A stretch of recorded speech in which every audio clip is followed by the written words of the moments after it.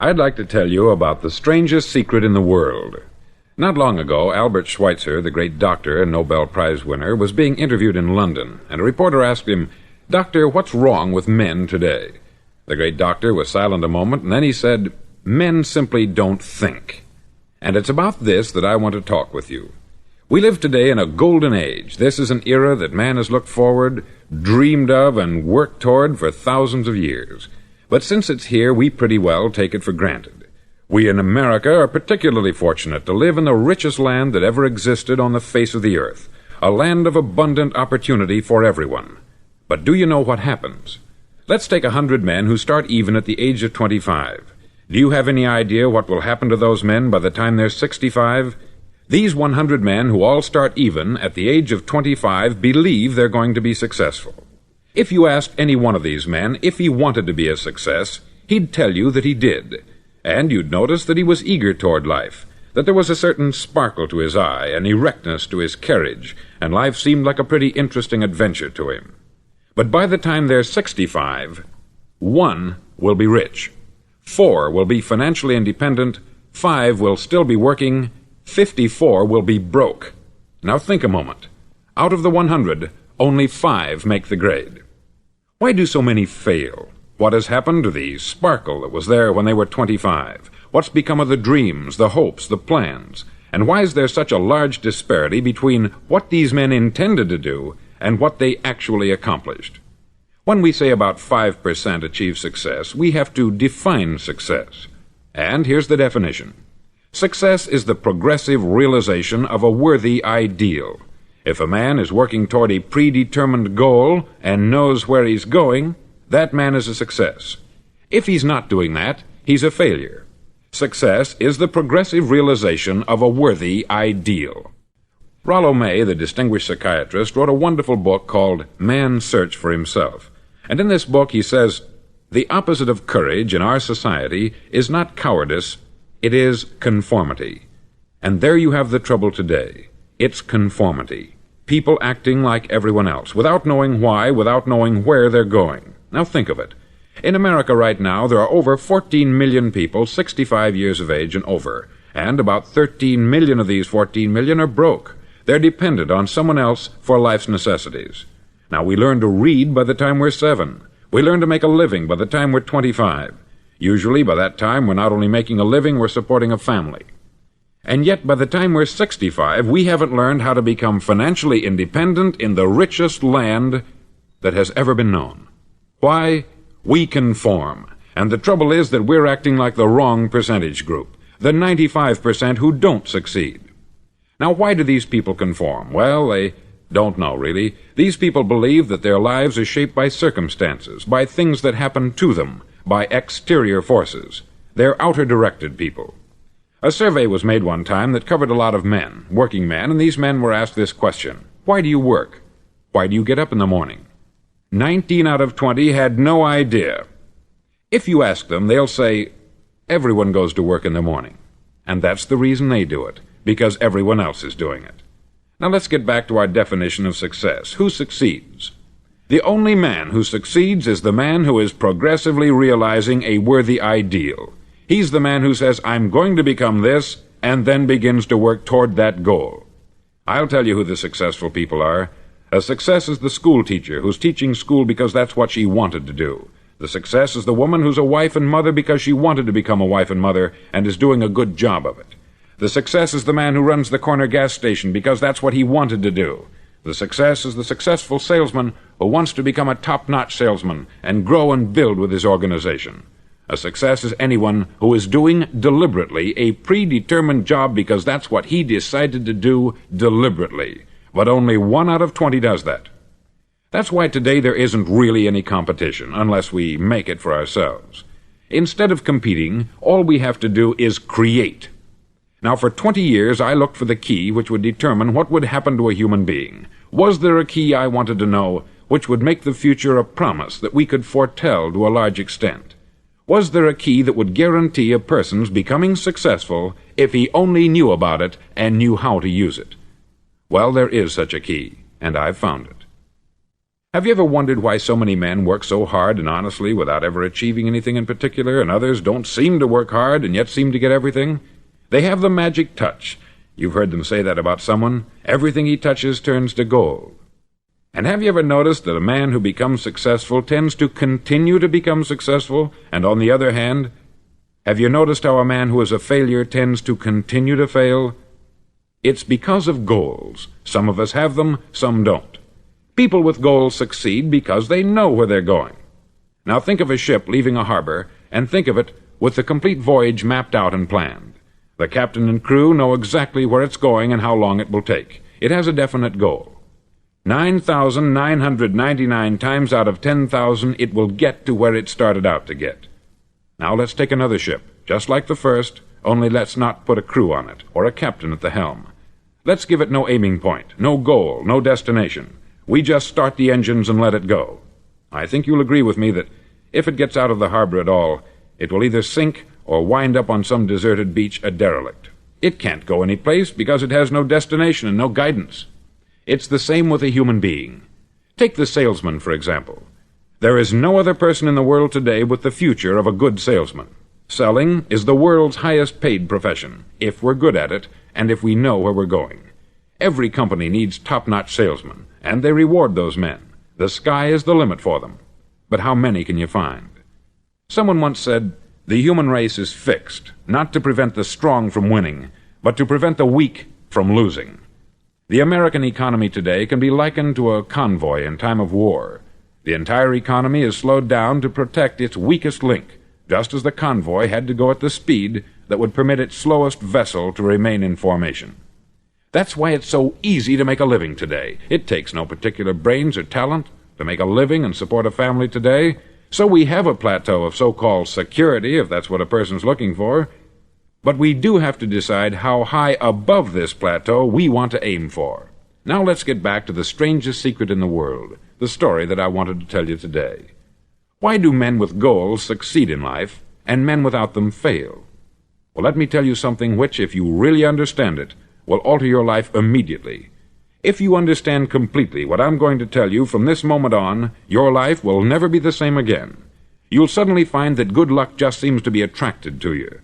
The things you want just seem to fall in line. And from now on, you won't have the problems, the worries, the gnawing lump of anxiety that perhaps you've experienced before. Doubt, fear, well, they'll be things of the past. Here's the key to success, and the key to failure. We become what we think about. Now let me say that again. We become what we think about. Throughout all history, the great wise men and teachers, philosophers and prophets have disagreed with one another on many different things. It is only on this one point that they are in complete and unanimous agreement. Listen to what Marcus Aurelius, the great Roman emperor, said. He said, "A man's life is what his thoughts make of it." Disraeli said this, "Everything comes if a man will only wait. I have brought myself by long meditation to the conviction that a human being with a settled purpose must accomplish it, and that nothing can resist a will that will stake even existence for its fulfillment." Ralph Waldo Emerson said this, "A man is what he thinks about all day long." William James said, "The greatest discovery of my generation is that human beings can alter their lives by altering their attitudes of mind." And he also said, "We need only in cold blood act as if the thing in question were real, and it will become infallibly real by growing into such a connection with our life that it will become real. It will become so knit with habit and emotion that our interest in it will be those which characterize belief." He also said this, "If you only care enough for a result, you will almost certainly attain it. If you wish to be rich, you will be rich. If you wish to be learned, you will be learned. If you wish to be good, you will be good. Only you must then really wish these things, and wish them exclusively, and not wish at the same time 100 other incompatible things just as strongly." In the Bible you read, in Mark 9:23, "If thou canst believe, all things are possible to him that believeth."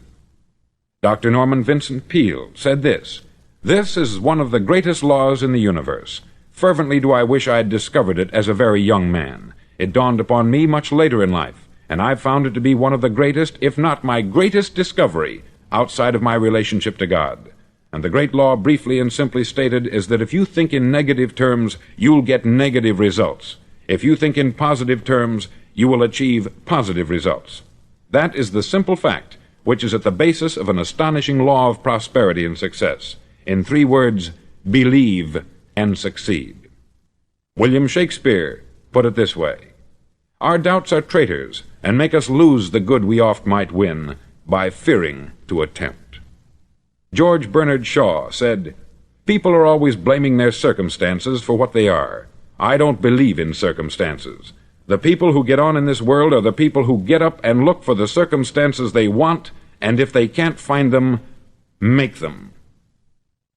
Well, it's pretty apparent, isn't it? And every person who discovered this, for a while believed that he was the first one to work it out. We become what we think about. Now, it stands to reason that a person who's thinking about a concrete and worthwhile goal is going to reach it, because that's what he's thinking about. And we become what we think about. Conversely, the man who has no goal, who doesn't know where he's going, and whose thoughts must therefore be thoughts of confusion and anxiety and fear and worry, becomes what he thinks about. His life becomes one of frustration, fear, anxiety, and worry. And if he thinks about nothing, he becomes nothing. Now, how does it work? Why do we become what we think about? Well, I'll tell you how it works as far as we know. Now, to do this, I want to tell you about a situation that parallels the human mind. Suppose a farmer has some land, and it's good, fertile land. Now, the land gives the farmer a choice. He may plant in that land whatever he chooses. The land doesn't care. It's up to the farmer to make the decision. Now, remember, we're comparing the human mind with the land, because the mind, like the land, doesn't care what you plant in it. It will return what you plant, but it doesn't care what you plant. Now, let's say that the farmer has 2 seeds in his hand. One is a seed of corn, the other is nightshade, a deadly poison. He digs 2 little holes in the earth, and he plants both seeds, one corn, the other nightshade. He covers up the holes, waters, and takes care of the land, and what will happen? Invariably, the land will return what is planted. As it's written in the Bible, "As ye sow, so shall ye reap." Remember, the land doesn't care. It will return poison in just as wonderful abundance as it will corn. So up come the 2 plants, one corn, one poison. Now, the human mind is far more fertile, far more incredible and mysterious than the land, but it works the same way. It doesn't care what we plant. Success, failure. A concrete, worthwhile goal, or confusion, misunderstanding, fear, anxiety, and so on. But what we plant, it will return to us. You see, the human mind is the last great unexplored continent on the earth. It contains riches beyond our wildest dreams. It will return anything we want to plant. Now, you might say, well, if that's true, why don't people use their minds more? Well, I think they've figured out an answer to that, too. Our mind comes as standard equipment at birth. It's free, and things that are given to us for nothing we place little value on. Things that we pay money for, we value. The paradox is that exactly the reverse is true.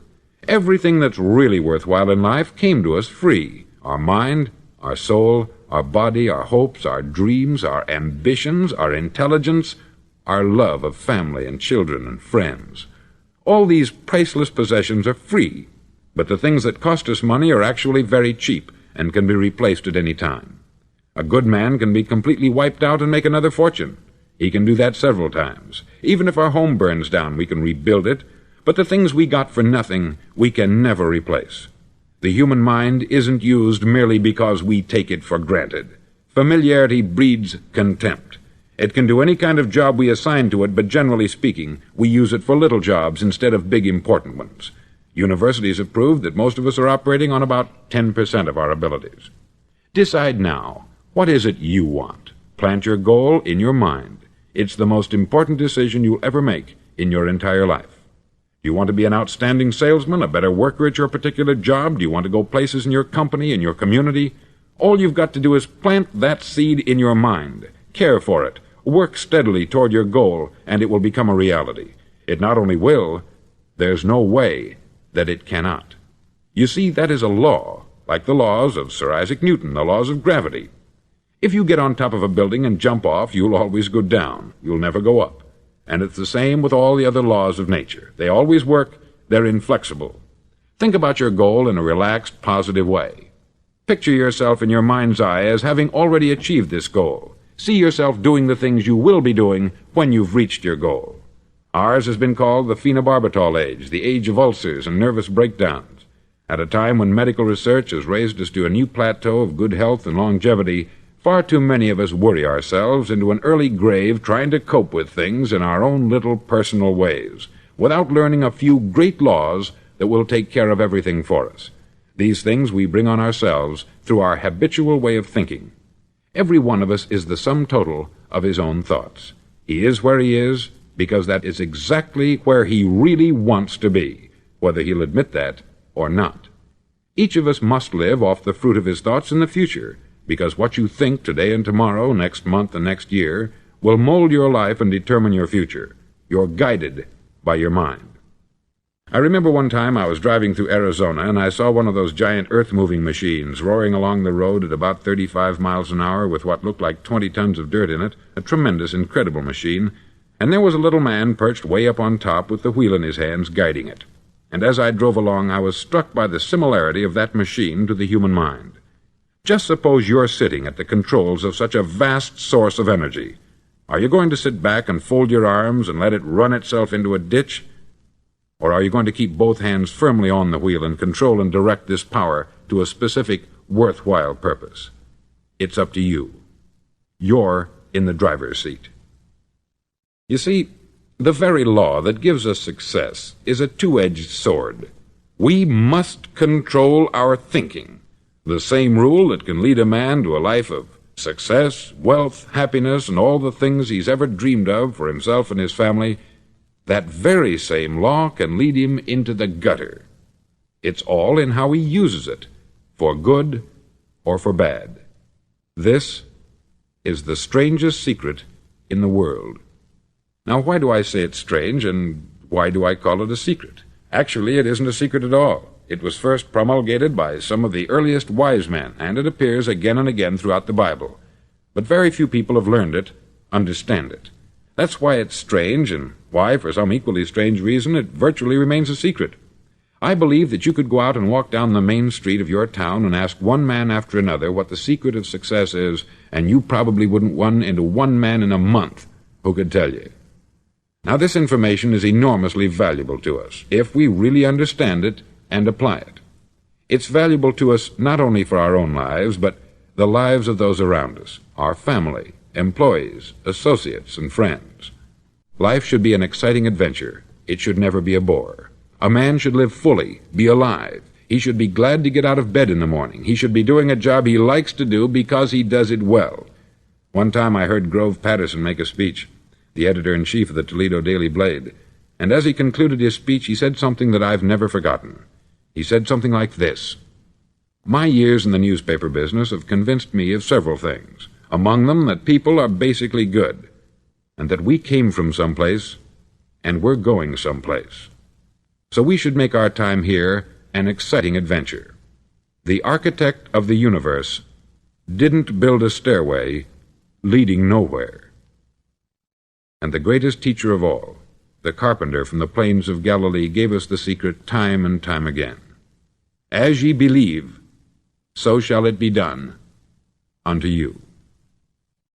I've explained the strangest secret in the world and how it works. Now I want to explain how you can prove to yourself the enormous returns possible in your own life by putting this secret to a practical test. I want you to make a test that will last 30 days. Now, it isn't going to be easy. If you'll give it a good try, it will completely change your life for the better. Back in the 17th century, Sir Isaac Newton, the English mathematician and natural philosopher, gave us some natural laws of physics which apply as much to human beings as they do to the movement of bodies in the universe. Now, one of these laws is that for every action there is an equal and opposite reaction. Simply stated, as it applies to you and me, it means we can achieve nothing without paying the price. The results of your 30-day experiment will be in direct proportion to the effort you put forth. To be a doctor, you must pay the price of long years of difficult study. to be successful in selling, and remember that each of us succeeds to the extent of his ability to sell, selling our families on our ideas, selling education in schools, selling our children on the advantages of living the good and honest life, selling our associates and employees on the importance of being exceptional people, to, of course, the profession of selling itself. But to be successful in selling our way to the good life, we must be willing to pay the price. Now, what is that price? Well, it's many things. First, it's understanding emotionally, as well as intellectually, that we literally become what we think about, that we must control our thoughts if we're to control our lives. It's understanding fully that, as ye sow, so shall ye reap. Secondly, it's cutting away all the fetters from the mind and permitting it to soar as it was divinely designed to do. It's the realization that your limitations are self-imposed, and that the opportunities for you today are enormous beyond belief. It's rising above narrow-minded pettiness and prejudice. Thirdly, to use all your courage to force yourself to think positively on your own problem, to set a definite and clearly defined goal for yourself, to let your marvelous mind think about your goal from all possible angles, to let your imagination speculate freely upon many different possible solutions, to refuse to believe there are any circumstances sufficiently strong to defeat you in the accomplishment of your purpose, to act promptly and decisively when your course is clear, and to keep constantly aware of the fact that you are, at this moment, standing in the middle of your own acre of diamonds, as Russell Conwell used to point out. Fourth, save at least 10% of what you earn. It's also remembering that no matter what your present job, it has enormous possibilities if you're willing to pay the price. Now let's just go over the important points in the price each of us must pay to achieve the wonderful life that can be ours. It is, of course, worth any price. 1. You will become what you think about. 2. Remember the word imagination. Let your mind soar. 3. Courage. Concentrate on your goal every day. 4. Save 10% of what you earn. And action. Ideas are worthless unless we act on them. Now I'll try to outline the 30-day test I want you to make. Now keep in mind that you have nothing to lose by making this test, and everything you could possibly want to gain. There are two things that may be said of everyone. Each of us wants something, and each of us is afraid of something. I want you to write on a card what it is you want more than anything else. It may be more money. Perhaps you'd like to double your income or make a specific amount of money. It may be a beautiful home. It may be success at your job. It may be a particular position in life. It could be a more harmonious family. Each of us wants something. Write down on your card specifically what it is that you want. Make sure it's a single goal and clearly defined. You needn't show it to anyone, but carry it with you so that you can look at it several times a day. Think about it in a cheerful, relaxed, positive way each morning when you get up, and immediately you have something to work for, something to get out of bed for, something to live for. Look at it every chance you get during the day and just before going to bed at night. As you look at it, remember that you must become what you think about, and since you're thinking about your goal, you realize that soon it will be yours. In fact, it's yours really the moment you write it down and begin to think about it. Look at the abundance all around you as you go about your daily business. You have as much right to this abundance as any other living creature. It's yours for the asking. Now we come to the difficult part. Difficult because it means the formation of what is probably a brand new habit, and new habits are not easily formed. Once formed, however, it'll follow you for the rest of your life. Stop thinking about what it is you fear. Each time a fearful or negative thought comes into your consciousness, replace it with a mental picture of your positive and worthwhile goal. There will come times when you will feel like giving up. It's easier for a human being to think negatively than positively. That's why only 5% is successful. You must begin now to place yourself in that group. For 30 days you must take control of your mind. It will think only about what you permit it to think. Each day for this 30-day test, do more than you have to do. In addition to maintaining a cheerful, positive outlook, give of yourself more than you've ever done before. Do this knowing that your returns in life must be in direct proportion to what you give. The moment you decide on a goal to work toward, you're immediately a successful person. You're then in that rare and successful category of people who know where they're going. Out of every 100 people, you belong to the top 5. Don't concern yourself too much with how you're going to achieve your goal. Leave that completely to a power greater than yourself. All you have to do is know where you're going. The answers will come to you of their own accord. Remember these words from the Sermon on the Mount, and remember them well. Keep them constantly before you this month of your test. Ask, and it shall be given you. Seek, and ye shall find. Knock, and it shall be opened unto you. For every one that asketh receiveth, and he that seeketh findeth, and to him that knocketh it shall be opened. It's as marvelous and as simple as that. In fact, it's so simple that in our seemingly complicated world it's difficult for an adult to understand that all he needs is a purpose and faith. For 30 days, do your best. If you're a salesman, go at it as you've never done before, not in hectic fashion, but with the calm, cheerful assurance that time well spent will give you the abundance in return you deserve and want. No matter what your job, do it as you've never done it before for 30 days. And if you've kept your goal before you every day, you'll wonder and marvel at this new life you've found. Dorothea Brand, outstanding editor and writer, discovered it for herself and tells about it in her fine book, Wake Up and Live. Her entire philosophy is reduced to the words, act as though it were impossible to fail. She made her own test with sincerity and faith, and her entire life was changed to one of overwhelming success. Now you make your test for 30 full days. Don't start your test until you've made up your mind to stick with it. You see, by being persistent, you're demonstrating faith. Persistence is simply another word for faith. If you didn't have faith, you would never persist. If you should fail during your first 30 days, by that I mean suddenly find yourself overwhelmed by negative thoughts, you've got to start over again from that point and go 30 more days. Gradually your new habit will form until you find yourself one of that wonderful minority to whom virtually nothing is impossible. Don't forget the card. It's vitally important as you begin this new way of living. On one side of the card, write your goal, whatever it may be. On the other side, write the words we've quoted from the Sermon on the Mount. Ask, and it shall be given you. Seek, and ye shall find. Knock, and it shall be opened unto you. Nothing great was ever accomplished without inspiration. See that during these crucial first 30 days, your own inspiration is kept at a peak. Above all, don't worry. Worry brings fear, and fear is crippling.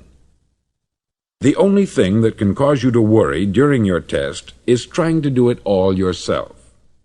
Know that all you have to do is hold your goal before you. Everything else will take care of itself. Remember also to keep calm and cheerful. Don't let petty things annoy you and get you off course. Now, since making this test is difficult, some may say, well, why should I bother? Well, look at the alternative. No one wants to be a failure. No one really wants to be a mediocre individual. No one wants a life constantly filled with worry, fear, and frustration. Therefore, remember that you must reap that which you sow. If you sow negative thoughts, your life will be filled with negative things. If you sow positive thoughts, your life will be cheerful, successful, and positive. Now, gradually, you will have a tendency to forget what you've heard on this record. Play it often. Keep reminding yourself of what you must do to form this new habit. Gather your whole family about and listen to what's been said here at regular intervals. You know, most men will tell you that they want to make money without understanding the law. The only people who make money work in the mint. The rest of us must earn money. This is what causes those who keep looking for something for nothing or a free ride to fail in life. The only way to earn money is by providing people with services or products which are needed and useful. We exchange our product or service for the other man's money. Therefore, the law is that our financial return will be in direct proportion to our service. Success is not the result of making money. Making money is the result of success, and success is in direct proportion to our service. Most people have this law backwards. They believe that you're successful if you earn a lot of money. The truth is that you can only earn money after you're successful. It's like the story of the man who sat in front of the stove and said to it, "Give me heat, and then I'll add the wood." How many men and women do you know, or do you suppose there are today, who take the same attitude toward life? There are millions. We've got to put the fuel in before we can expect heat. Likewise, we've got to be of service first before we can expect money. Don't concern yourself with the money. Be of service. Build, work, dream, create. Do this, and you'll find there's no limit to the prosperity and abundance that will come to you. Prosperity is founded upon a law of mutual exchange. Any person who contributes to prosperity must prosper in turn himself. Sometimes the return will not come from those you serve, but it must come to you from someplace, for that is the law. For every action there is an equal and opposite reaction. As you go daily through your 30-day test period, remember that your success will always be measured by the quality and quantity of service you render, and money is a yardstick for measuring this service. No man can get rich himself unless he enriches others. There are no exceptions to a law. You can drive down any street in America and from your car estimate the service that's being rendered by the people living on that street. Had you ever thought of this yardstick before? It's interesting. Some, like ministers and priests and other devoted people, measure their returns in the realm of the spiritual, but again, their returns are equal to their service. Once this law is fully understood, any thinking person can tell his own fortune. If he wants more, he must be of more service to those from whom he receives his return. If he wants less, he has only to reduce this service. This is the price you must pay for what you want. If you believe you can enrich yourself by deluding others, you can only end by deluding yourself. It may take some time, but just as surely as you breathe, you'll get back what you put out. Don't ever make the mistake of thinking you can avert this. It's impossible. The prisons and the streets where the lonely walk are filled with people who tried to make new laws just for themselves. We may avoid the laws of man, but there are greater laws that cannot be broken. An outstanding medical doctor recently pointed out 6 steps that will help you realize success. 1. Set yourself a definite goal. 2. Quit running yourself down. 3. Stop thinking of all the reasons why you cannot be successful, and instead think of all the reasons why you can. 4. Trace your attitudes back through your childhood and try to discover where you first got the idea you couldn't be a success, if that's the way you've been thinking. 5. Change the image you have of yourself by writing out a description of the person you would like to be. And 6. Act the part of the successful person you have decided to become. The doctor who wrote those words is a noted West Coast psychiatrist, David Harold Fink, M.D. Do what all experts since the dawn of recorded history have told you you must do. Pay the price by becoming the person you want to become. It's not nearly as difficult as living unsuccessfully. Make your 30-day test. Then repeat it. Then repeat it again. Each time it will become more a part of you until you'll wonder how you could ever have lived any other way. Live this new way, and the floodgates of abundance will open and pour over you more riches than you may have dreamed existed. Money? Yes, lots of it. But what's more important, you'll have peace. You'll be in that wonderful minority who lead calm, cheerful, successful lives. Start today. You have nothing to lose, but you have a life to win.